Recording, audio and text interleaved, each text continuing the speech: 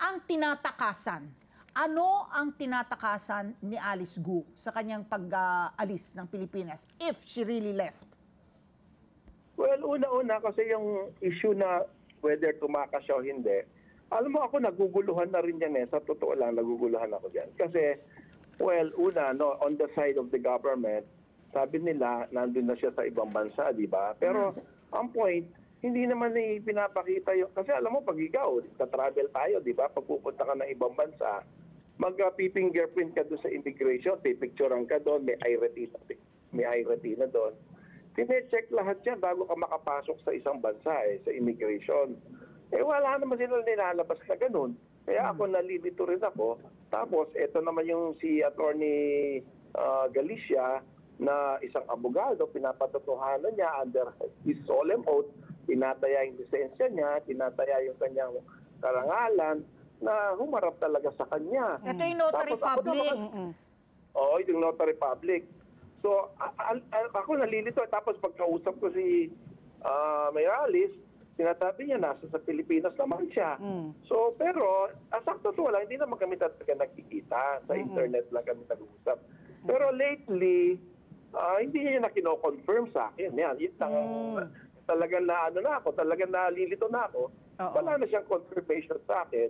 At kasama na rin yung hinihingi ko ang pakiusap na bigyan niya ako ng updated photo niya, selfie or what, na merong nandito sa Pilipinas. Wala na rin ako makuhang gano'n. Okay. So ako talagang lito-lito na. Pero sana, ako lang naman, sana ang akin lang naman, ang concern ko, may depensa siya legally dahil alam ko, maganda yung depensa niya eh. Kaya lang, kung hindi siya magpapakita, napakahirap talaga magdepensa ng ganyan. Oo.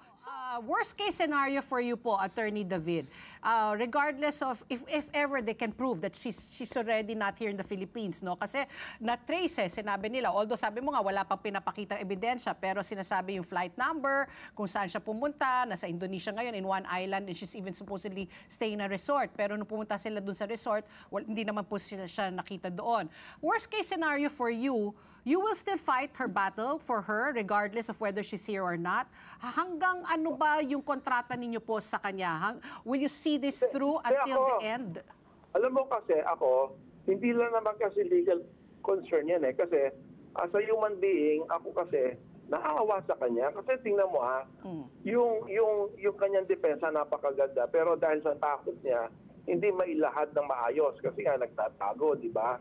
Pero ako, ang first and foremost concern ko is hikayatin ko siya na humarap sa batas. Kasi hindi, ang lagi ko ang sinasabi, you cannot hide forever. Mahaba ang kamay ng batas, hindi mo yan maiiwasan. Napakabata pa niya para sayangin ang buhay niya sa pagtatago. Hindi pwede yan eh. Kasi ano lang to eh, minor ano lang tong pagtakos na ganyan eh.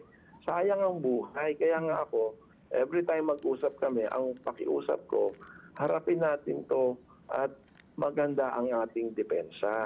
Sayang eh, kasi ilang taon na siya magtatago. Di ba? Hindi natin. Lumitang mundo nga niya, sinabi nga, di ba? Lumiliit ang mundo niya. Especially itong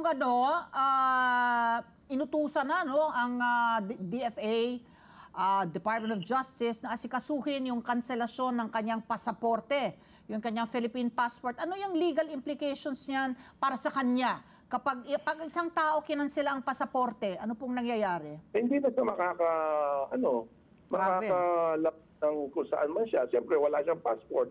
Mahuhuli siya doon pala sa immigration kasi naka-alert na yun na wala na yun, kanselado na yung passport. Mas madali silang ma-apprehend.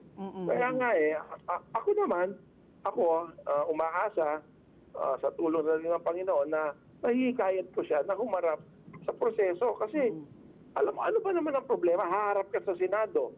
Kung magsalita ka doon, edi, okay, tapos laya ka. Wala na. Ganun lang yung simple yun eh. Pero kasi yung problema kasi yung takot. Yun ang hindi ko maiwasan yung natatakot siya eh. Hindi ko alam kung totoo o hindi. Let's get together. Sunday 25. Sunday 25.